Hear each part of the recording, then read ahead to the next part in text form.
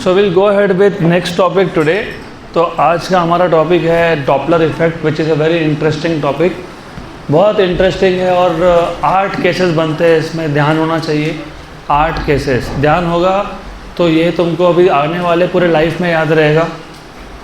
Of course जो मैं last के 10 मिनट बताऊंगा उसके ट्रिक्स है याद रखने के। 8 केसेस 8 फार्मूलाज, बट कंडीशन है आप सबका ध्यान होना चाहिए अच्छे से। तो will start with Doppler effect today. अब ये डॉपलर इफेक्ट क्या होता है? फर्स्ट ऑफ ऑल ये डॉपलर इफेक्ट आप सब ने रियल लाइफ में एक्सपीरियंस किया ही है और तुम हर दिन करते ही हो। मैं सिंपल सा एग्जांपल जो हर बैच में बताता हूँ वही आपको भी बताऊंगा। For example you are sitting here now and you are listener, क्योंकि जो भी साउंड जनरेट होगा यहाँ पे या फिर क्लास के बाहर वो तुम सुनने वाले हो, इसलिए तुम लिसनर हो। लाइट के केस में हम ऑब्जर्वर बोलते हैं क्योंकि लाइट हमको दिखता है। साउंड के केस में हम लोग लिसनर बोलते हैं क्योंकि साउंड को हम सुनते हैं, दैट इज़ द लिसनर। तो if you have experienced, for example कोई एक गाड़ी है जो आ रहा है, तुम रेस्ट पे हो तो तुम लिसनर रेस्ट पे हो। सोर्स इज़ मूविंग, गाड़ी इज़ द सोर्स और वो हॉर्न बजाते बजाते आ रहा है। तो हैव यू एवर एक्सपीरियंस कि जब वो गाड़ी तुम्हारे पास आता है तो उस गाड़ी के हॉर्न का फ्रीक्वेंसी बढ़ते जाता है। थोड़ा ज़ोर से सुनाई देगा ना आपको। और जब वही गाड़ी क्रॉस करके गया तो उसी का फ्रीक्वेंसी क्या हो जाता है? कम। तो ये जो एपरेंट चेंज इन फ्रीक्वेंसी हुआ due to relative motion between source and listener, इसको हम लोग बोलते हैं डॉपलर इफेक्ट। क्या बोलते हैं इसको?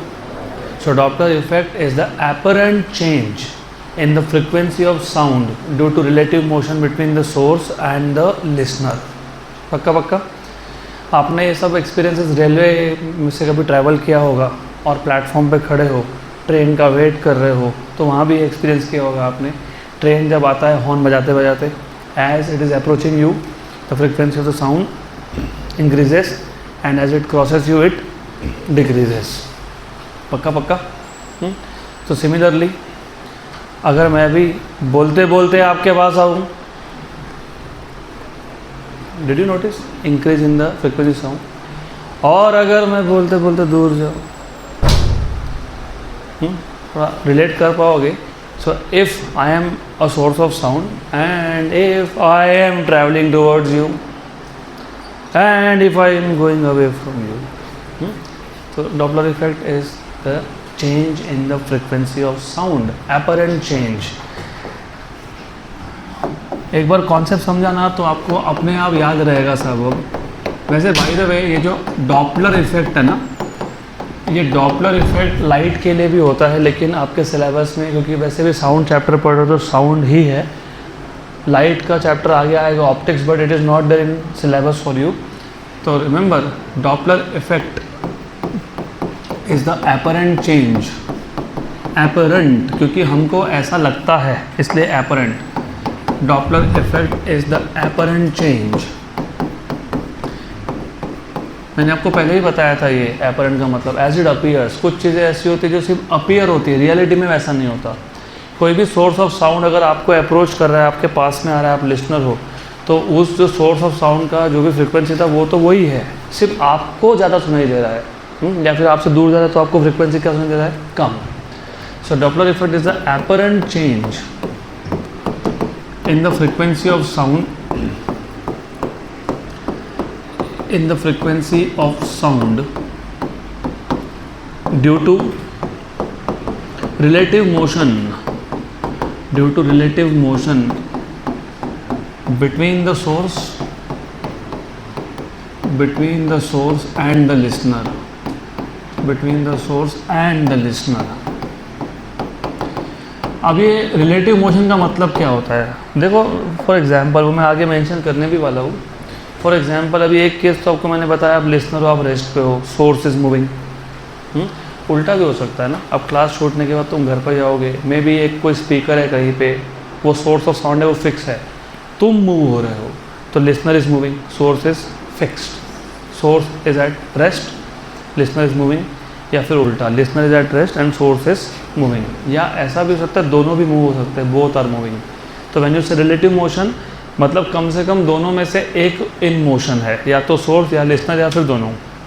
सो वी विल स्टडी या फिर Doppler effect can be studied, Doppler effect can be studied under three conditions. Can be studied under three conditions. Condition number one, as I told you, पहला condition क्या है? Listener is moving. Listener is moving. Source is stationary. And source is at rest. Stationary मतलब at rest. या फिर उल्टा case two, who is moving, source is moving and listener is at rest. तो उल्टा भी हो सकता है, source is moving and listener is at rest. तो दिस इज ऑल्सो पॉसिबल. या फिर case three, third condition, both are moving, both source and listener are moving, source and listener are moving. But हम सिर्फ पहले दो cases का derivation देखेंगे और फिर मैं तुमको जनरल फॉर्मूला बना के दूंगा, क्योंकि इन दो में भी दो केसेस और बनते हैं. टोटल 8 केसेस है, इन टोटल 8 केसेस. तो हम सब तो नहीं डिराइव कर सकते, तो we will derive only 2 cases and remaining we will remember through tricks as a formula. तो पहले मेरे को बताओ, what is Doppler effect? It is an apparent change in the frequency of sound due to relative motion between source and the listener. Very good. Or we can study Doppler effect under 3 conditions. Listener is moving, source is stationary. Source is moving, listener is stationary and both are moving. ठीक है. अब इसमें से जो पहला case है, जानबूझ के मैं दूसरा केस पहले लेने वाला हूँ. दूसरा case, source is moving and listener is stationary, listener is at rest. तो इंटेंशनली मैं उल्टा कर रहा हूँ क्योंकि जो दूसरा केस है वो इजी टू अंडरस्टैंड है. पहला केस थोड़ा कंफ्यूज कर सकता है आपको. तो आपके नोट्स में लिखा होगा, क्या लिखा है, source moving and listener stationary लिखा है ना ऐसा. लेकिन अब थोड़ा सा लॉजिकली सोचो, source moving and listener stationary. तुम खुद का एग्जाम्पल ले रहे हो ना, तुम लोग लिसनर हो. अब जो सोर्स है वो मूविंग तो है, लेकिन सोर्स तुम्हारे पास आ सकता है या तुमसे दूर भी जा सकता है. तो 2 केसेस बनते हैं. एक, source is moving towards a stationary listener, या फिर source is moving away from stationary listener. तो जब सोर्स मूविंग है ना, तो हम अवे वाला केस डिराइव कर लेंगे.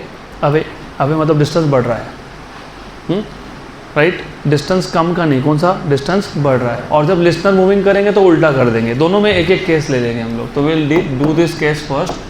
सोर्स मूविंग, मैं बोलूँगा सोर्स इज मूविंग अवे. आपका टेक्स्ट बुक में या नोट्स में सिर्फ लिखा है source moving and listener is stationary. I will say source is moving away from a stationary listener, from a stationary listener. तो अभी जो भी केस का फॉर्मूला हमको डिराइव करना है, उन सब केसेस में हम कुछ जनरल नोटेशन यूज़ करने वाले हैं. तो वो जनरल नोटेशन मैं यहाँ पे मेंशन कर देता हूँ. तो इसके बाद से जितना भी डेरिवेशन होगा डॉपलर इफेक्ट का, उसमें जहाँ भी मैं एन नॉट बोलूँगा, that is the actual frequency emitted by the source. ये रियल फ्रिक्वेंसी है, this is the real frequency emitted by the source, right. Listener को जो भी फ्रिक्वेंसी सुनाई देगा उसको हम बोल देंगे n. N is apparent frequency. Apparent मतलब एज इट अपीयर्स और as it is heard by the listener, apparent. उसके बाद क्योंकि साउंड तुम लिसनर हो, मैं बोल रहा हूँ, मैं सोर्स हूँ, तो सोर्स से लिसनर तक साउंड किसके थ्रू ट्रैवल कर रहा है, एयर. तो वो जो साउंड का एयर में कुछ स्पीड होगा उसको डिनोट करेंगे v से, speed of sound. Good.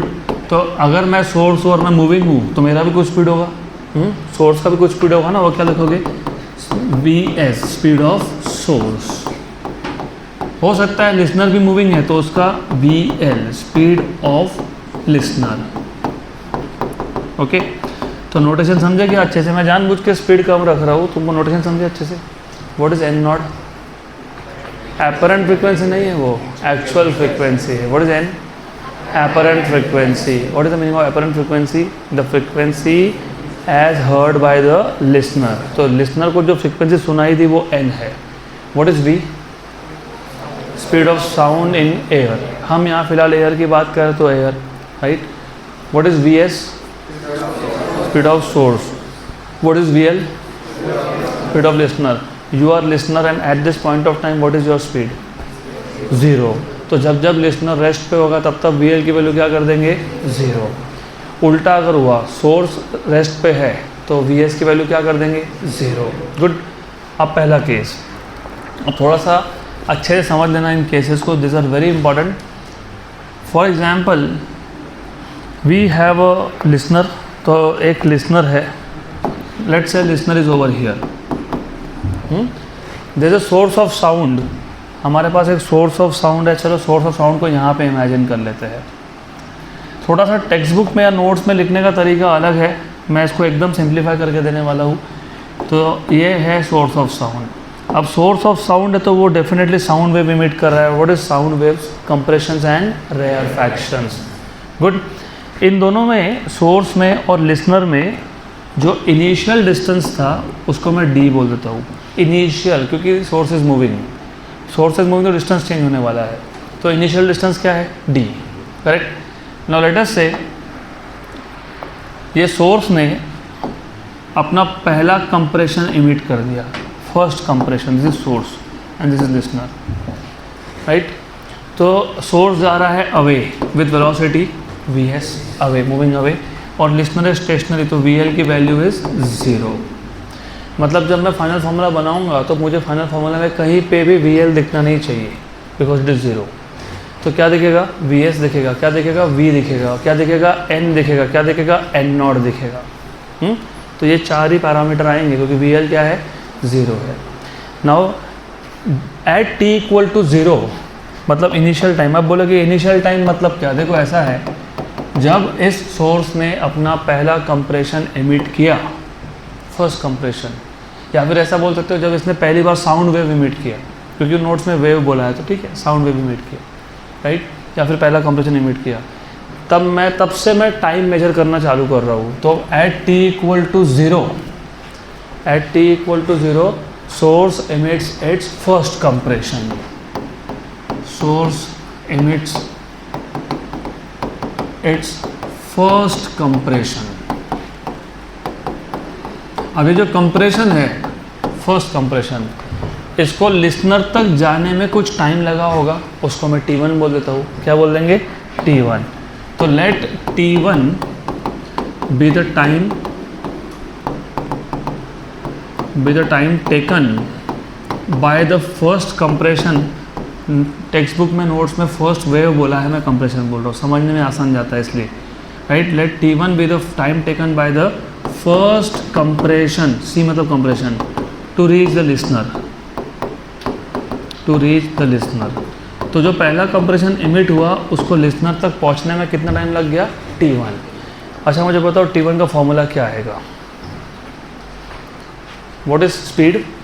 Distance upon time. तो what is time? Distance upon speed. तो time is distance upon speed. मैंने टाइम को क्या नाम दिया है? t1। और इस कंप्रेशन ने कितना डिस्टेंस ट्रेवल किया? d। कितनी स्पीड से किया? v। v बाई डी की D by V. Speed is distance upon time और time is distance upon speed, बराबर लिखा है। वी एस नहीं, वी, क्योंकि यहाँ पे कंप्रेशन एयर से ट्रैवल, मतलब साउंड एयर से ट्रैवल करके जाए तो साउंड का स्पीड।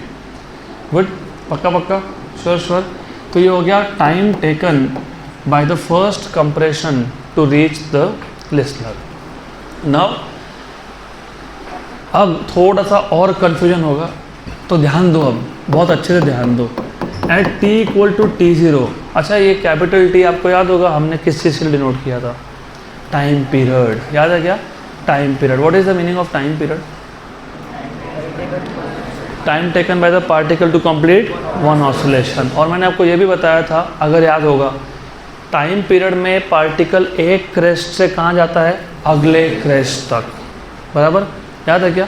मतलब time period is a time in which alternate crest is emitted. पहला क्रेस्ट, उसका अगला क्रेस्ट कितने टाइम में इमिट होगा? टाइम पीरियड में। यहाँ पे साउंड वेव में क्रेस्ट ट्रफ होता है कि कंप्रेशन रेयरफैक्शंस होते हैं। तो एक कंप्रेशन और अगला कंप्रेशन इमिट होने के बीच में जो टाइम होगा वो कौन होगा? Time period. क्या होगा? तो t0 टाइम पीरियड में अगला कंप्रेशन इमिट हुआ। So let at t equal to t0 second compression is emitted. यहाँ से कंफ्यूजन बहुत ज़्यादा होता है, इसलिए थोड़ा सा ध्यान दो।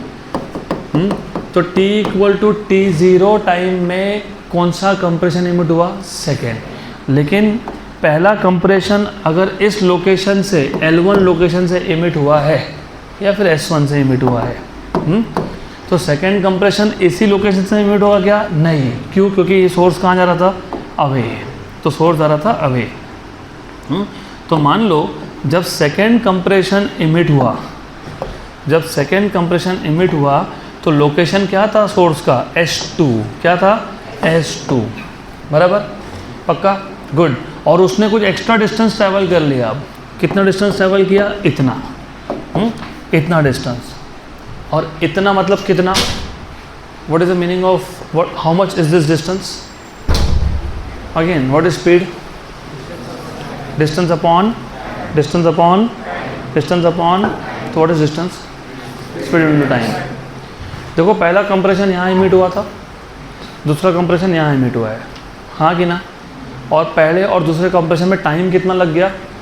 t0। उतने टाइम में इसने डिस्टेंस ट्रैवल किया, speed into time. Speed into किसका स्पीड? कौन मूव हो रहा है? सोर्स। और कितना टाइम? t0। क्लियर यहाँ तक? मैं बहुत स्लो जा रहा हूँ, मैं I am going at half of my speed. अब तक ये टॉपिक खत्म हो जाता, only because I want you to understand each and every step here. Initial distance d था, एट t इक्वल टू 0 पहला कंप्रेशन इमिट हुआ, उसको लिसनर तक जाने में टाइम लग गया। कितना लग गया? d/v। रिमेंबर। और यहाँ पे सोर्स मूविंग अवे है, तो सोर्स कंटिन्यूसली दूर जा रहा है। अब जब अगला कंप्रेशन इमिट होगा, मतलब अगला वेव इमिट होगा, कितने टाइम के बाद होगा? t0। क्योंकि टाइम, एक टाइम पीरियड के बाद ही अगला वेव या अगला कंप्रेशन इमिट होता है। उतने ही टाइम में, जितने टाइम में दूसरा कंप्रेशन इमिट होने वाला है, उतने टाइम में सोर्स भी तो आगे चला गया ना। तो सोर्स ने कितना डिस्टेंस ट्रैवल कर लिया? vs t0। तो जो सेकेंड कंप्रेशन है उसको S2 लोकेशन से लिसनर तक जाने में कितना डिस्टेंस कवर करना पड़ेगा? d plus vs t0। और जितना भी टाइम लगेगा उसको t2 बोल देते हैं। तो let t2 be the time taken by second compression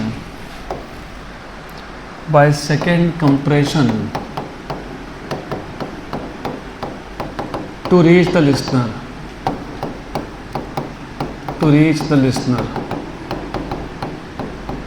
good. तो अभी पहले केस में कैसे टाइम फाइंड किया था? Distance upon speed. यहाँ पे भी क्या लिखोगे? Distance upon speed. What is distance here? d plus vs t0 upon speed is v। ये v is the speed of sound in air. बराबर? करेक्ट है? गलत है।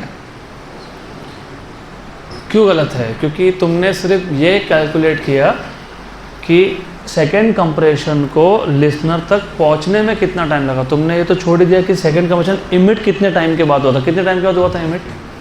कितने टाइम के बाद? t0। तो यहाँ पे इसको ऐड करना पड़ेगा ना, टोटल टाइम निकालोगे ना। कंप्रेशन इमिट होने से लेके लिसनर तक जाने में, तो कंप्रेशन इमिट होने में कितना टाइम लगा? t0। अगर ऐसा होता कि कंटिन्यूसली कंप्रेशन इमिट हो रहा है, कंप्रेशन, तो फिर ये 0 आता। क्योंकि कंप्रेशन ही इमिट होते जा रहे हैं कंटिन्यूसली। लेकिन यहाँ पे वैसा है क्या? नहीं। तो ये आएगा सेकेंड कंप्रेशन को लिसनर तक पहुँचने में इतना टाइम लगा, t0 प्लस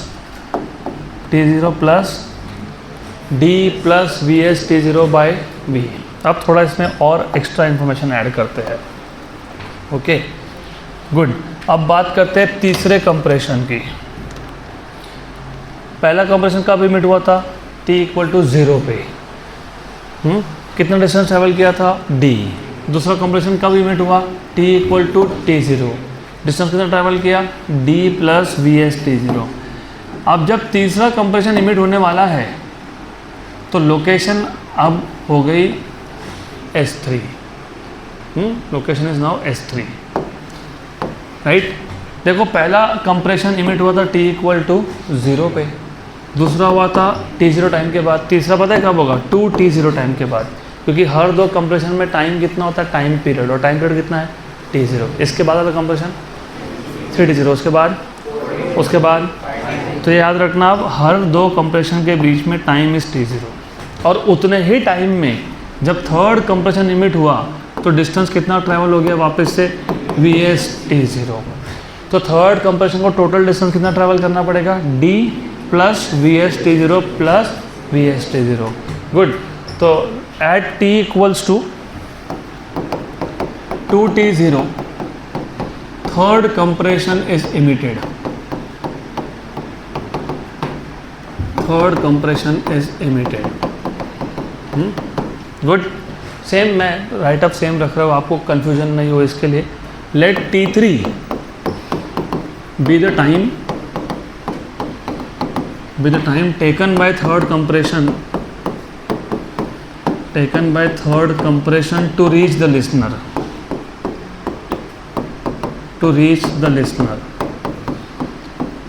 अब यहाँ पे जो t3 टाइम है, t3 equals to something plus something, पहले तो डिस्टेंस अपॉन स्पीड, डिस्टेंस कितना ट्रैवल हुआ d plus V S t0 plus V S t0, मतलब 2 v S t0 upon v। लेकिन सेकेंड कंप्रेशन कितने टाइम के बाद इमिट हुआ, 2t0, तो आ जाएगा 2t0, करेक्ट। कभी भी कम से कम पहले 3 इक्वेशंस डिराइव करने होते हैं, फिर फोर्थ से आगे तुम कंक्लूजन पे आ सकते हो। अब मुझे बताओ similarly what will be the time taken by the fourth compression to reach the listener, इधर 3 है तो इधर 2 है ना, तो 3t0, right, plus d plus 3vs t0 upon fifth compression 4t0 plus d plus vs t0 by b। Similarly what will be for pth compression, कितना, p-1। एक काम करता है, p-1 अच्छा नहीं लगता है तो इधर p+1 कर देता हूँ। अब बताओ pt0 plus d plus pvs t0 by v। Very good. अब थोड़ा सा डायग्राम से तुमको कुछ और एक्स्ट्रा इन्फॉर्मेशन देना पड़ेगा। कंप्रेशन है और कंप्रेशन को हम लोग क्रेस्ट जैसा इमेजिन करने वाले हैं। उसके बाद बीच में रेयर फ्रैक्शन है, कंप्रेशन रेयर फ्रैक्शन याद होगा, ऐसा मेरा एक्सपेक्टेशन है। याद है क्या? कौन सा टाइप के वेव्स में बनता है कंप्रेशन रेयर फ्रैक्शन? लॉन्गिट्यूडनल। और ट्रांसवर्स वेव में क्या बनता है? Crest and trough. Very good. तो याद रखना, अब इसको भूलना नहीं। ओके, तो ऐसा आएगा compression rarefaction, compression rarefaction, compression rarefaction, compression. अब आप बोलोगे हमने तो सिर्फ कंप्रेशन कंसीडर की, रेयर फ्रैक्शन नहीं मीट होता। तुम रेयर फ्रैक्शन कर लो, दोनों में से कोई भी एक, बिकॉज वन लॉन्गिट्यूडनल वेव या one sound wave is compression and rarefaction. अब अगर इमेजिन करोगे, इसको कंपेयर करोगे विद ट्रांसवर्स वेव, इसको अगर तुम ट्रांसवर्स वेव से कंपेयर करोगे तो क्रेस्ट ट्रफ, क्रेस्ट ट्रफ ऐसा चलता जाएगा वो। ओके, क्रेस्ट ट्रफ चलता जाएगा। ठीक है, anyways I have to cut it here, doesn't matter, fine, good. तो ऐसा चलता जाएगा मोर और लेस। इसको इमेजिन कर लो अब। I don't want to waste my time and yours also here. तो अभी याद रखो, ये क्रेस्ट और ये क्रेस्ट डिस्टेंस की बात नहीं कर रहा, t0 इज द टाइम। मतलब एक कंप्रेशन से अगला कंप्रेशन इमिट होने में कितना टाइम? t0। इन दोनों में भी कितना? t0। मतलब यहाँ पे भी कितना? t0। Okay, good. यहाँ पे भी कितना? t0। कितना? t0। सही है, गुड। अगर ट्रांसवर्स में होता तो क्रेस्ट टू क्रेस्ट डिस्टेंस देखते, लॉन्गिट्यूडनल में compression compression compression compression, right. What is time period? Time period is time taken या फिर it is a time interval between two successive compressions. तो अगर मैं कंप्रेशन 1 और कंप्रेशन 2 की बात कर रहा हूँ तो what is the time period? T0। मैं कंप्रेशन 2 और 3 की बात कर रहा हूँ तो T0, 2 और 3 बोला मैंने, 3 और 4 T0। अगर मैं 1 और 3 की बात कर रहा हूँ, लेकिन 2 T0 टाइम पीरियड थोड़ी है। टाइम पीरियड तो एक कंप्रेशन के बाद दूसरा कंप्रेशन कब इमिट हुआ वो टाइम इंटरवल है ना। तुमने पहला और तीसरा लिया, पहला और तीसरा, तो between 1 and 3 how much is the total time? T0 plus मतलब कितना? 2 T0। सही है कि नहीं? मुझे टाइम पीरियड निकालना हो तो डिवाइड बाय क्या करूँगा? सही है, गुड।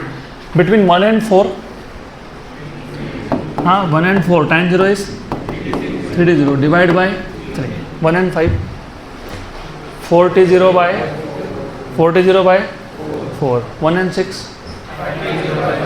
6 चलो गुड, यहाँ तक सफिशिएंट। अब कमिंग बैक हियर, अब हमारे पास ये टाइम था, time eight which P+1 compression is emitted, और हमारे पास और एक टाइम पीरियड है, ये वाला, ये T1। This is the time period when first compression is emitted, right. और थोड़ा पैटर्न नोटिस करोगे, फिर आप बोलोगे देखो यहाँ तो 2 था, यहाँ तो 1 आया, फिर यहाँ पे 3 था, यहाँ पे और यहाँ पे 2 आया, फिर यहाँ पे 4 था, यहाँ पे 3 और यहाँ पे भी 3 आया। तो पहले में क्यों नहीं आया? पहले में भी आया, हमने देखा नहीं। तो देखो ऐसा है, T1 can I write down T1 as 0 into T0 plus D plus 0 into VS T0 upon V। लिख सकता हूँ क्या ऐसा? में ये 0 है और ये टर्म भी 0, तो क्या बचा? D by V। T2 क्या आएगा? 1 into T0 plus D plus 1 VS T0 by V, right. इन दोनों में जो टोटल टाइम इंटरवल है वो कौन है? 1 टाइम पीरियड, बराबर। T3 क्या आएगा? T3 2 T0 plus D plus 2 VS T0 upon V। इन दोनों में टाइम पीरियड कितना है? T0। रिमेंबर, इन दोनों में टाइम पीरियड T0 है। इन दोनों में कितना है फिर difference of time? 2 T0। Good, ध्यान देना अब इस पे। T4, हाँ चलो ठीक है, सही बोल रहे हो, बस मेरे को चेक करना था। ये बताओ P+1 कितना? T0 D plus P VS, बराबर, पक्का। अब मुझे बताओ इसमें और इसमें टाइम डिफरेंस, इसमें और इसमें टाइम डिफरेंस कितना आना चाहिए? पहले दूसरे में कितना आया? पहले और दूसरे में कितना आया? पहले और दूसरे में T0 आया। पहले और तीसरे में कितना आया? पहले और चौथे में कितना आएगा? 3 T0। सही बोल रहे हो। पहले और पाँचवें में कितना आएगा? तो पहले और P+1 में कितना आएगा? That is all I am telling you, it is PT0। तो जब मैं P+1 माइनस T1 करूँगा, ये वो टाइम था जिसमें P+1 कंप्रेशन पहुंचा, और ये वो टाइम है जिसमें पहला पहुंचा। तो ये कितना आएगा? PT0, बराबर। इज दैट पक्का क्लियर?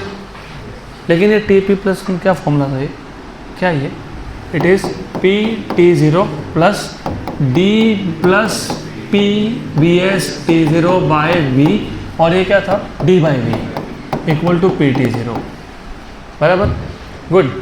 तो नाउ PT0 प्लस इसके दो टर्म सेपरेट कर लूँगा मैं, D by V plus P VS T0 by V minus D by V equals to PT0, बराबर।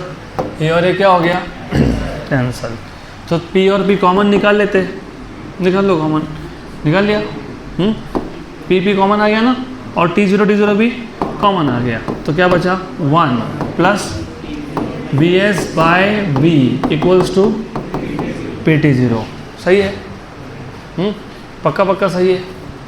थोड़ा सा गलत है इसलिए तो फिर तो तुम दोनों कैंसिल कर दो, ख़त्म हो गया, कैंसिल कर दिया। गुड। क्या प्रॉब्लम हुई बताओ? There something wrong, something minor. What is Doppler effect? Apparent change in frequency. कब फ्रीक्वेंसी चेंज होता है? जब there is relative motion between source and listener. What is the definition of frequency? 1 by time period. अगर frequency change हुआ तो time period change नहीं होगा क्या? होगा कि नहीं होगा? तो तुमने ऐसा कैसा तुमने t0 लिख दिया, इधर t लिखो ना फिर। This is the apparent time period.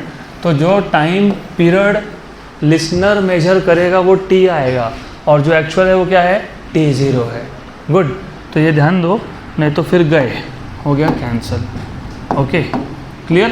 तो what is t? t is apparent time period. What is t? T is apparent time period. And what is t0? Actual time period. तो ये आ गया actual time period, actual period, और ये हो गया apparent period। क्योंकि देखो अल्टीमेटली बात ऐसी है, कंप्रेशन, एक कंप्रेशन के बाद दूसरा कंप्रेशन कितने टाइम में पहुंचा, कितने टाइम में इमिट हुआ? t0। लेकिन लिसनर ने जो मेजर किया वो t0 नहीं आ रहा है ना, वो कुछ और आ रहा है। और ऐसा क्यों हो रहा है? क्योंकि there is relative motion.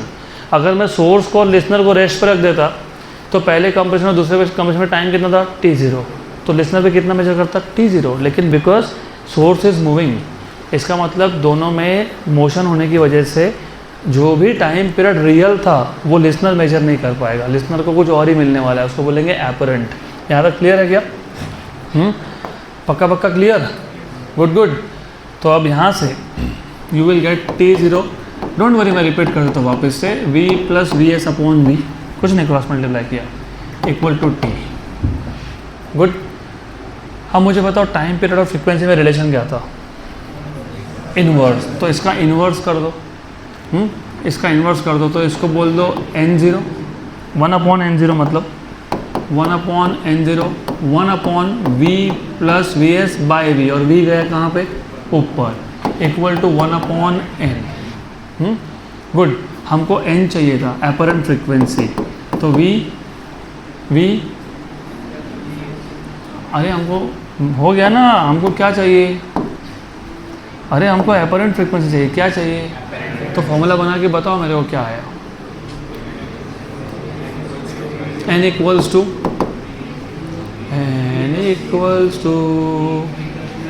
v plus we s upon v into n0। Check करो, ये नहीं आएगा। क्या है? देखो, v upon v plus we s है ना ऐसा? हाँ, तो बताओ गलती कहाँ हुई? There something wrong. ढूंढो गलती। मिला क्या गलती आपको? नहीं, क्योंकि यहाँ तक गलती है ही नहीं, मिलने ही नहीं वाला तुमको। मैंने जानबूझ के एक मिस्टेक इंड्यूस किया है इसमें। रेसिप्रोकल। अरे रेसिप्रोकल तुमने इसका क्यों लिया? इसका लेना नहीं था रेसिप्रोकल। हम लोग डेफिनेशन यूज़ कर रहे हैं टाइम पीरियड ऑफ फ्रीक्वेंसी का। What is time period? 1/n frequency. इसको थोड़ी रेसिप्रोकल करना है। इसको जैसा है वैसा रखना है, इसको कुछ मत करो। गुड। तो याद जाएगा n equals to v upon v plus we s into n0। ये आ गया तुम्हारा फ्रीक्वेंसी का फॉर्मूला, एपरेंट फ्रीक्वेंसी। गुड। थोड़ा सा डिफिकल्ट और कंफ्यूजिंग लगा होगा, अभी सिंपल हो जाएगा, डोंट वरी। चलो पूरा रिवाइज करेंगे। Who is stationary? जल्दी बताओ। Who is stationary? Listener. Who is moving? How towards की अवे? तो हम लोग मान लेते हैं लिसनर है, ये आराम फरमा रहे हैं, v s equals to 0 at rest. Then we have a source of sound. We have a source of sound which is basically moving away from the listener. moving away from the listener with some speed vs.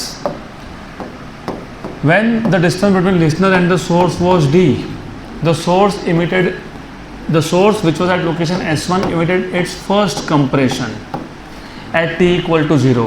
तो at t equals to 0 first compression is emitted, और इस compression को यहाँ तक जाने में time लग गया t1 which is distance upon speed d/v, equation 1। Good. अब पहला कंप्रेशन और दूसरे कंप्रेशन में जो इमिट होने में टाइम लगता है वो है t0। तो जब दूसरा कंप्रेशन इमिट हुआ तब तक ऑलरेडी इस सोर्स ने अपना पोजीशन चेंज कर लिया था और ये था अब नए लोकेशन पे S2 पे। तो जितने टाइम में, कितने टाइम में, t0 टाइम में क्या इमिट हुआ, सेकेंड कंप्रेशन, उतने टाइम में डिस्टेंस कितना कवर हो गया, vs t0। अब इस सेकेंड कंप्रेशन को लिसनर तक जाने में जो टाइम लगेगा उसको बोलेंगे t2। क्या बोलेंगे उसको, t2। और ये t2 होगा पहले तो time taken to emit second compression. तो सेकेंड कंप्रेशन कितने टाइम का इमिट हुआ, t0 प्लस the time taken by the second compression to reach the listener.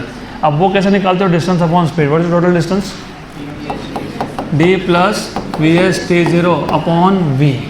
v क्यों, क्योंकि कंप्रेशन किस में से ट्रैवल करके जा रहा है, किस में से ट्रैवल कर रहा है, एयर से, तो v। अब सिमिलरली जब थर्ड कंप्रेशन इमिट हुआ, तो ये जो सोर्स था इसका लोकेशन और भी चेंज हो गया। It is at now new location S3।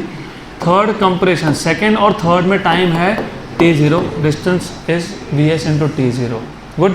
लेकिन जब थर्ड कंप्रेशन इमिट हुआ वो इनिशियल टाइम से कितने टाइम का इमिट हुआ, 2t0 plus d plus 2vs t0/v।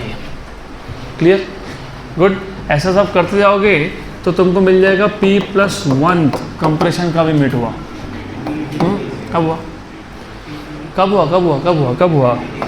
हुआ p into t0 plus d plus p vs t0/v। अब जब मैं p+1 कंप्रेशन और पहले कंप्रेशन का टाइम को सब्ट्रैक्ट करता हूँ तो मुझे मिलता है p times of t0।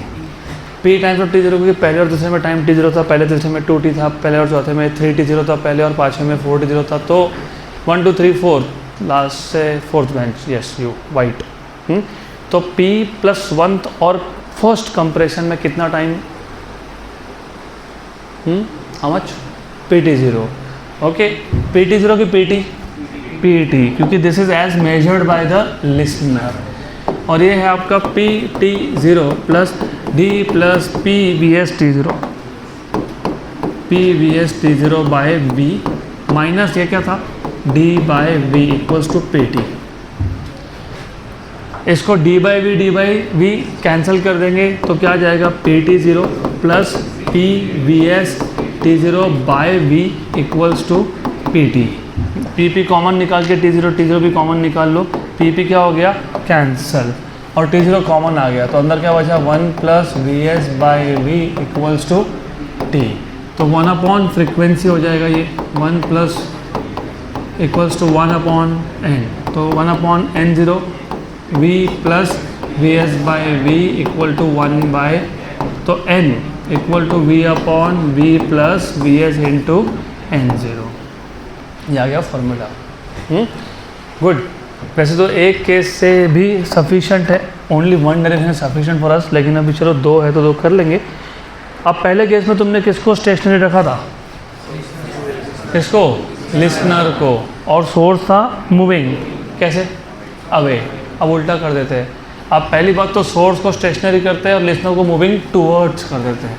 So second case, listener moving towards मतलब डिस्टेंस कम हो रहा है ना, this is important, towards a stationary source, correct. जिनका ध्यान नहीं है तुम सबके पास एक एक क्वेश्चन आएगा। अब तो ऐसा मानते हैं यहाँ पे, लेट अस अज्यूम ये एक सोर्स है और इस केस में सोर्स स्टेशनरी है। सोर्स क्या है, स्टेशनरी है, तो सोर्स का स्पीड क्या हुआ, लास्ट से सेकेंड बेंच। सोर्स का स्पीड क्या है, तुम्हारा स्पीड क्या है अभी, क्या है, 0, क्यों 0, because you are at rest. और यहाँ पे सोर्स क्या है, स्टेशनरी, तो उसका स्पीड क्या हो गया, 0। तो कहाँ फिजिक्स डिफिकल्ट है। तुम्हारा आधा प्रॉब्लम ये है, आधा problem 50% that you are not motivated to study physics because you think physics is difficult. बाकी 25% प्रॉब्लम ये है, 25% कि तुमको घर पे जाके रिवाइज नहीं करना होता है, you don't want to study. बचा हुआ 25% है कि फिज़िक्स डिफ़िकल्ट है थोड़ा सा, ठीक, good.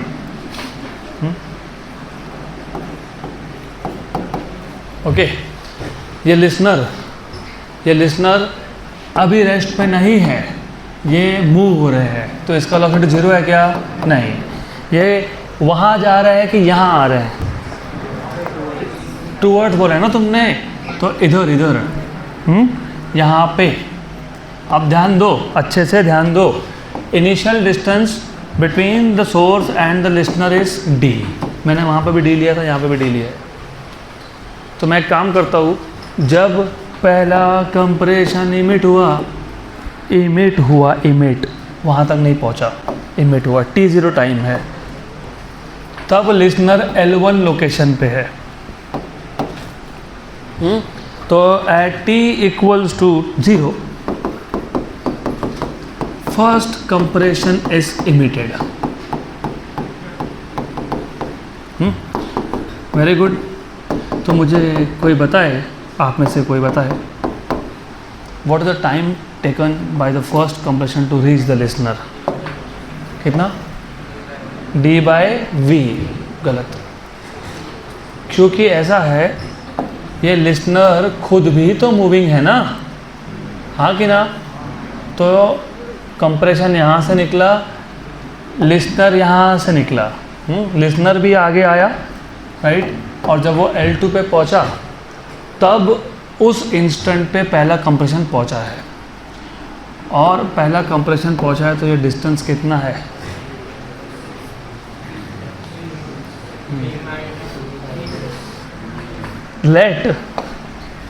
let t1 be the time taken by the first compression to reach the listener,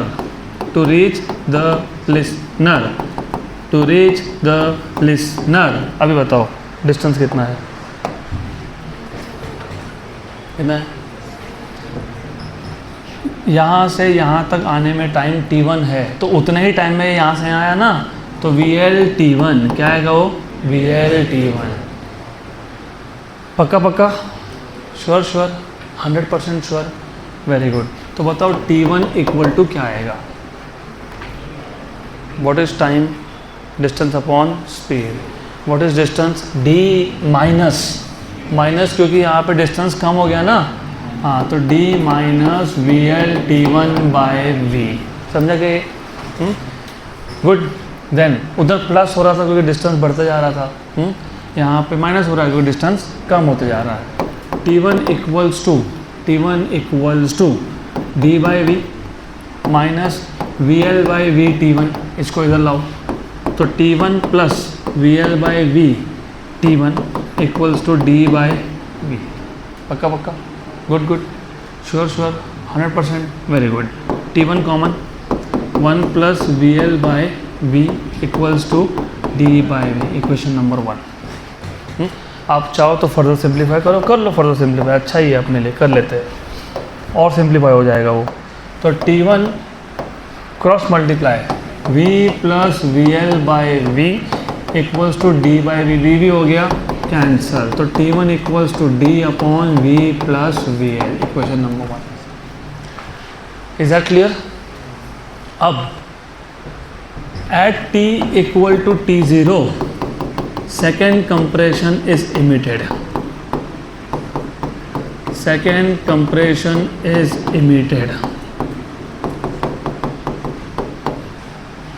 good. तो t equal to t0 time के बाद सेकेंड कंप्रेशन इमिट हुआ। मुझे बताओ, जब ये लिसनर अपने नए लोकेशन पे आएगा, L3 पे आएगा, कहाँ जाएगा? L3 पे। तो when it reaches this new location, कौन से नंबर का कंप्रेशन यहाँ पे पहुँचा? सेकेंड। तो कितना टाइम लगा? t2 मान लेते हैं, जैसे इसको क्या बोला है? t1, उसको क्या बोल देंगे? t2। तो let t2 be the time taken by the second compression to reach the listener. Good. तो T2 इक्वल्स टू, पहले तो T0 पहले ऐड कर लेना. क्यों ऐड किया? क्योंकि T0 टाइम के बाद ही सेकंड कंप्रेशन इमिट हुआ और इमिट होने के बाद वो लिस्नर की तरफ जाना शुरू हुआ. अब बताओ कि डिस्टेंस के मामले में क्या लिखेंगे हम लोग. D minus VL. देखो ये डिस्टेंस कितना आएगा? VL T2. तो D minus VL T1 minus VL T2. Absolutely wrong. उसका रीज़न ये है, मैं तुमको थोड़ा सा सिंप्लीफाइड भाषा में समझाता हूँ. मैं एकदम सिंपल भाषा में. अब वो है 2:43. इमेजिन अपना क्लास स्टार्ट हुआ था 2 बजे. इमेजिन तो अपना क्लास स्टार्ट होके कितना टाइम हो गया? 43 मिनट अप्रॉक्सीमेटली, राइट. अब से 7 मिनट के बाद कितना टाइम होगा? 50. उसके 5 मिनट के बाद तो तुम टाइम कभी भी शुरू के इंस्टेंट से मेजर करते हो. T=0 से मेजर करते हो. जब पहला कंप्रेशन पहुंचा तो तुमने बोला डिस्टेंस कितना है? VL T1. where T1 is a time measured from initial instant 0, right? Good. Second compression कब पहुंचा? T2. T2 is time not measured from T1, it is measured again from initial, right? तो time कभी भी हम initial से ही major करते हैं. Distance की बात नहीं हो रही, टाइम की बात हो रही है. उतने T2 टाइम में कितना डिस्टेंस हो गया फिर यहाँ से यहाँ तक? VL T2. अब बताओ मेरे को, अब जरा बता दो क्या लिखेंगे? D minus VL. पक्का ना? हाँ, गुड. तो T2 equals to T0 plus D by V minus VL by V T2. Very good. Good. तो T2 plus VL by V T2 equals to T0 plus D by V. सही है. Good. क्या common निकला? T2. 1 plus VL by V cross multiply VT0 plus D by V. तो T2 ये आ जाएगा V plus VL by V equal to VT0 plus D by V. V हो गया. Very good. कैंसिल हो गया. तो यहाँ से तुमको मिल गया T2 इक्वल्स टू D, पहले लिख देता हूँ, VT0 upon V plus VL. Good. अब सिमिलरली मुझे बताओ तीसरा कंप्रेशन, जैसे दूसरा कंप्रेशन पहुंचने में कितना टाइम लगा था? T0, क्योंकि दूसरा कंप्रेशन इमिट कितने टाइम के बाद हुआ? T0. तीसरा कितने टाइम के बाद इमिट हुआ? 2T0. और डिस्टेंस कितना होगा? D minus VL T3 upon V. तो T3 equals to 2T0 plus D by V minus VL by V T3. इसको यहाँ पे लाओ. तो T3 plus VL by V T3 equals to 2T0 plus D by V. Correct. तो T3 common निकल गया. 1 plus VL by V equal to cross multiply 2VT0 plus D upon V. अब इसको क्रॉस मल्टीप्लाई कर लो left side को. क्या आ गया? T3V plus VL upon V equals to 2VT0 plus D upon VV. तो T3 इक्वल्स टू D पहले लिख देता हूँ plus 2VT0 upon V plus VL. Did you notice a pattern? Good. Pattern. इधर 3 तो इधर 2 और इधर 1 है. ये फॉर्मूला T3 का है. T2 से बताओ. इधर 2 तो इधर D, इधर भी D, इधर VT0 मतलब 1 VT0, इधर 2T. तो अभी मुझे बताओ what will be T4? v plus 3vt0 upon v plus vl. What will be t5? v plus 4t, ठीक है, 4v0t upon v plus, what will be p plus 1 के लिए? v plus p vt0 upon v plus vl. Good. तो अगर मैं p plus 1 compression जब emit हुआ minus जब फर्स्ट इमिट हुआ ऐसा लिखता हूँ, तो इन दोनों का टाइम डिफरेंस क्या होता है? इन दोनों का टाइम डिफरेंस क्या? पिछले टॉपिक में देखा ना हमने, pt की pt0, pt where t is the time period measured by the listener and t0 is the actual time period. तो ये तो सेम ही रहने वाला है. इधर t0 मत लिख देना, फिर वही गड़बड़ हो जाएगी फिर वापस से. तो उधर t लिखना, t this is apparent time period, t0 is actual. लिखो अभी आगे तुम्हारा d plus pv t0 upon v plus vl minus ए कौन था? t1 क्या था? t1 क्या था? d by v plus vl equals to pt. Okay good. तो डिनोमिनेटर सेम है क्या? हाँ. तो न्यूमरेटर में कंबाइन कर सकता हूँ क्या? हाँ.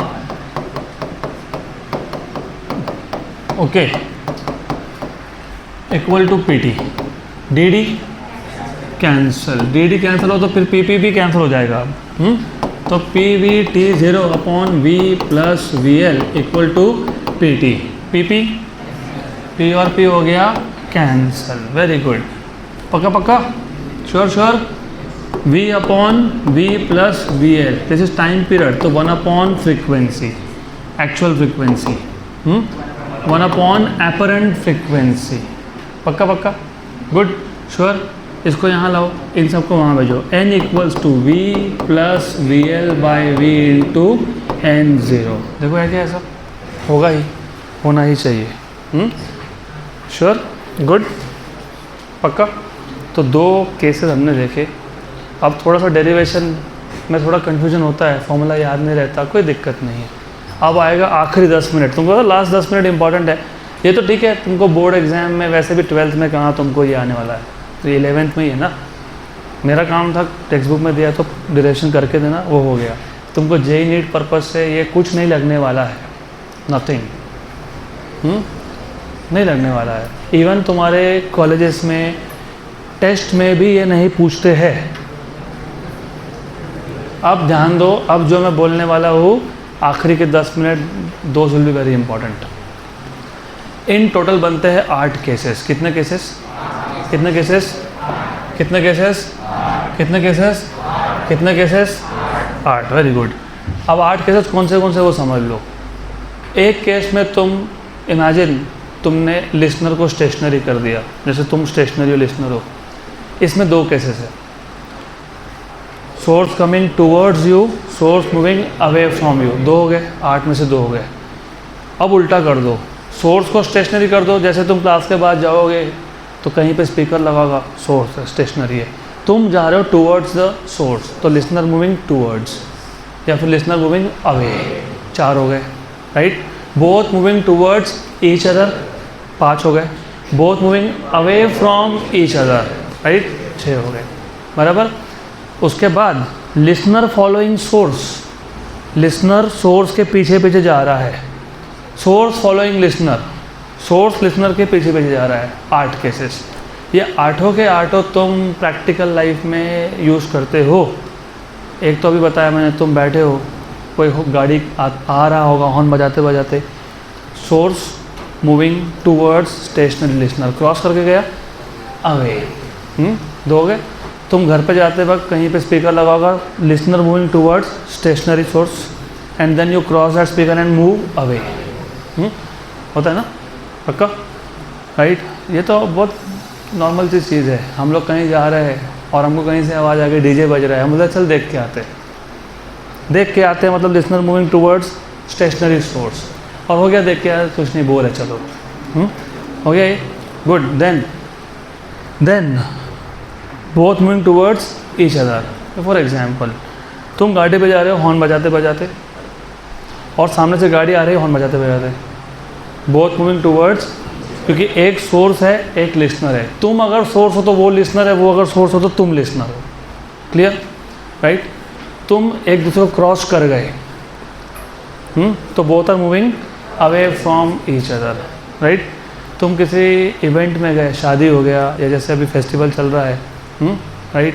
उसमें रैली निकलती ना, मिरुणुक, आगे डीजे है पीछे तुम हो, आगे सोर्स है पीछे तुम हो, लिसनर फॉलोइंग सोर्स, बराबर।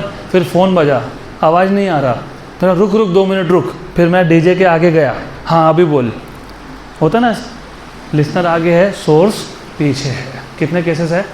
8। कितने केसेस है? 8 के 8 केसेस में फॉर्मूला का स्ट्रक्चर सेम है। स्ट्रक्चर को मैं बोलता हूँ स्केलेटन, ढांचा। हम ह्यूमंस में भी फीचर्स अलग हो सकते हैं, लेकिन अपना स्केलेटन लगभग सेम ही है ना, मोर और लेस। हर दोनों हाथ में 5-5 उंगलियाँ, मोर और लेस, राइट? गुड। सबके आँखों के लिए 2 ही है क्या किसी के ऐसा 4? नहीं। तो यहाँ पे भी याद रखना apparent frequency equal to actual frequency, क्योंकि फ्रीक्वेंसी इक्वल टू फ्रीक्वेंसी होना चाहिए डायमेंशनली, होना चाहिए, right? Apparent actual, apparent V plus minus बाद में देख लेंगे। ये वी स्पीड ऑफ साउंड है, ये वी स्पीड ऑफ लिसनर है, ये वी स्पीड ऑफ साउंड है, ये वी स्पीड ऑफ सोर्स है। पक्का? तो देखो, speed upon speed dimensionally cancel हो रहा है। तुम प्लस लिखो या माइनस लिखो, डायमेंशनली याद रहेगा। V V L V S, V L V S, plus minus देखते हैं बाद में। Now remember there are 2 cases here. एक है रिलेटिव अप्रोच। रिलेटिव अप्रोच का मतलब होता है डिस्टेंस कम होना, सोर्स और लिसनर में डिस्टेंस का कम होना। अब मुझे बताओ, रियल लाइफ एक्सपीरियंस से, तुम लिसनर हो, तुम बैठे हो, कोई गाड़ी हॉर्न बजाते बजाते तुमको अप्रोच कर रहा है क्योंकि डिस्टेंस कम हो रहा है, तो उसका फ्रीक्वेंसी ज़्यादा सुनाई देता है कि कम देता है? ज़्यादा कि कम? ज़्यादा। तो apparent frequency is greater than actual frequency. सही है क्या? इसका मतलब एपरेंट बाय एक्चुअल का रेशो ग्रेटर देन 1 है। सही है क्या? हाँ कि ना? हाँ कि ना? तो हम लोग रेशो के टर्म में बात करेंगे, इसको यहाँ शिफ्ट कर लेंगे, याद रखना और आसान हो जाएगा। गुड, पक्का पक्का। दूसरा है रिलेटिव रिसीड। रिसीड मतलब दूर जाना। रिसीड मतलब क्या होता है? दूर जाना। रिसीड बोला मैंने, रिसिप्ट नहीं बोला, रिसिप्ट नहीं, रिसीड, रिसीड, दूर जाना। अब मुझे पता है स्पेलिंग गलत लिखा था रिसीव करने, आई लिखना भूल गया मैं, छोड़ दो, I know that is human error. अब मुझे बताओ तुम्हारा खुद के एक्सपीरियंस से, जब कोई गाड़ी हॉर्न बजाते बजाते तुम्हारे पास आ रहा था तो apparent frequency was greater than actual और वो क्रॉस करके चला गया, फ्रीक्वेंसी ज़्यादा सुना देगा कि कम देगा?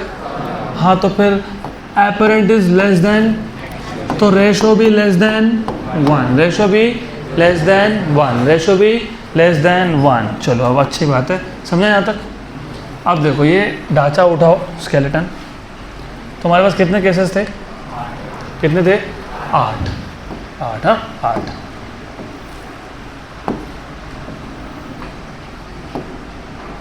अच्छा 8 केसेस है अपने पास, तो 8 केसेस देख लेते हैं। अब उन 8 केसेस में से मैंने तुमको पहले केस में बताया था कि दोनों में से कोई एक स्टेशनरी है, लिसनर या फिर सोर्स। तुम बताओ किसको स्टेशनरी रखना है, आप बताओ वैसा। किसको? लिसनर। चलो ठीक है, listener is stationary, listener is stationary, stationary, correct. Listener stationary है तो उसका स्पीड 0 हुआ कि नहीं हुआ? तो उसको हटा दो, VL इज 0, बराबर। अब बताओ वो मूविंग टूवर्ड्स है या मतलब सोर्स टूवर्ड्स है या अवे है? तुम बोलो वैसा, सोर्स मूविंग, क्या लिखूँ जल्दी बोलो? Towards, moving towards, moving towards, right. Distance कम हो रहा है कि बढ़ रहा है? कम हो रहा है। कम हो रहा है तो रेशो ग्रेटर देन 1 होना चाहिए कि लेस देन होना चाहिए? अभी तो तुमने बोला greater than 1, greater than 1। Ratio 1 से बड़ा होने के लिए न्यूमरेटर बड़ा कि डिनोमिनेटर बड़ा? न्यूमरेटर मतलब डिनोमिनेटर छोटा। इधर पहला लेटर क्या है? v, यहाँ पे क्या है? तो नीचे माइनस करूँगा अगर, तो डिनोमिनेटर क्या हो गया? छोटा। न्यूमरेटर क्या हो गया? बन गया पहला फॉर्मूला। गुड, पक्का। अब इसी में केस 2, लिसनर इज स्टेशनरी, लेकिन अभी सोर्स कैसा मूव होगा? अवे। Okay, away. तो मुझे अभी आप लोग बताओगे what will be the change in the formula? VL is 0, VL is 0, listener is stationery. लेकिन सोर्स मूविंग अवे है, सोर्स मूविंग। अगर सोर्स मूविंग अवे है तो मुझे बताओ apparent frequency is less than actual. तो रेशो लेस देन 1 होने के लिए, रेशो लेस देन 1 होने के लिए, किसके लिए? लेस देन 1 होने के लिए कौन बड़ा कौन छोटा? डिनोमिनेटर बड़ा, पक्का ना? तो क्या लिखेंगे? प्लस, बन गया फॉर्मूला। गुड। देन अब तुम उल्टा कर दो। अब तुम एक काम करो, सोर्स को कर दो stationary. Source is stationary and who is moving? Listener. अभी बताओ मूविंग टूवर्ड्स क्या है? तुम्हारी मर्जी, वैसा बोलो। चलो, moving towards, moving towards. Stationary कौन है? स्टेशनरी कौन है? इसको 0 कर देना। लिसनर मूविंग टूवर्ड्स है। डिस्टेंस कम हो रहा है कि ज़्यादा हो रहा है? डिस्टेंस कम हो तो रेशियो ग्रेटर देन 1 कि लेस देन 1? ग्रेटर देन 1 तो न्यूमरेटर बड़ा कि डिनोमिनेटर बड़ा? तो माइनस की प्लस, बराबर। तो तुमने क्या डिराइव किया फिर अभी? तो यही तो किया, n/n0 v प्लस VL/v। और हमने ट्रिक से भी क्या लिखा? n/n0 v plus VL/v। Good, right. Then देखो, थोड़ा बेसिक नंबर्स की सिर्फ समझ होगी ना, रेशोज़ की कुछ नहीं है, it's all simple. Of course this is case 3, I understand this is case 3 and this will be case 4 now. Now who is moving again? Who is moving? Who is moving? Listener. Away की towards? Away. तो source का speed क्या कर देंगे? 0। Okay, away है तो distance बढ़ रहा है कि कम हो रहा है? बढ़ रहा है। डिस्टेंस बढ़ेगा तो अपरेंट फ्रीक्वेंसी एक्चुअल से कम होगा। तो रेशो 1 से, और रेशो को 1 से कम होने के लिए न्यूमरेटर क्या चाहिए? बड़ा कि छोटा? तो क्या लिखे? माइनस। हो गया? गुड, पक्का। अब case number 5, both moving towards each other. Both moving towards each other, towards each other। Distance कम हो रहा है कि बढ़ रहा है? अरे टूवर्ड्स है यार, कैसे बढ़ रहा है? टूवर्ड्स, तो डिस्टेंस क्या हो रहा है? डिस्टेंस कम हो रहा है तो रेशो 1 से बड़ा होगा कि छोटा होगा? रेशो 1 से बड़ा होगा। क्या होगा? बड़ा होगा। तो न्यूमरेटर क्या चाहिए? बड़ा। डिनोमिनेटर क्या चाहिए? छोटा। दोनों मोशन में है, दोनों का स्पीड 0 नहीं है। एक भी 0 नहीं है यहाँ पे। Good. Then both moving away from each other. Away, recede का केस है। डिस्टेंस बढ़ रहा है कि कम हो रहा है? डिस्टेंस बढ़ रहा है कि कम हो रहा है? डिस्टेंस बढ़ रहा है। तो अपरेंट फ्रीक्वेंसी ये एक्चुअल से बड़ा होगा कि छोटा होगा? तो रेशो लेस देन 1 होगा कि ग्रेटर देन 1 होगा? तो न्यूमरेटर क्या लिखे? माइनस हो गया, क्या लिखे? प्लस। हो गया। देन उसके बाद 7वां, लिसनर फॉलोइंग सोर्स। तुम लिसनर हो, तुम डीजे के पीछे नाचते नाचते जा रहे हो। लिसनर फॉलोइंग, तो आवाज़ जोर से आता है? जोर से आता है कि नहीं आवाज़? तुम लिसनर हो, तुम सोर्स के पीछे भी जा रहे हो, तो आवाज़ जोर से आएगा ना? पक्का। तो प्लस। अब उल्टा, सोर्स फॉलोइंग लिसनर। तुम आगे जा रहे हो और सोर्स ऑफ साउंड तुम्हारे पीछे आ रहा है, तो तुमको आवाज़ कम सुनाई देता है कि नहीं देता है? हाँ, तो बताओ। माइनस। हो गया, इन 8 केसेस के ऊपर कुछ नहीं है। गुड। तो ये रिवाइज करके आओ। और ये मैं बीच में जब क्वेश्चन दूंगा ना, किसी से रैंडमली पूछूंगा मेरे को इसका फॉर्मूला बताओ।